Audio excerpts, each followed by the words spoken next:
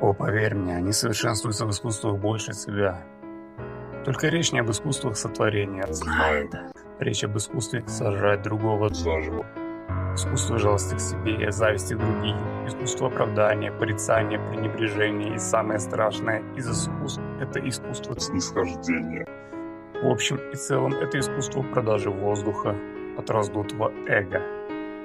И часть этого искусства состоит в том, чтобы получить моральное право утверждать за счет других.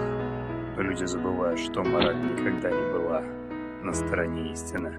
Мораль всегда служила красоте, в то время как истина – справедливости.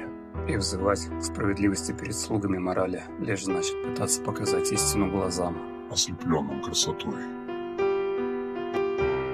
А потому сначала красота должна начать служить истине. И лишь после этого мораль обретет справедливость.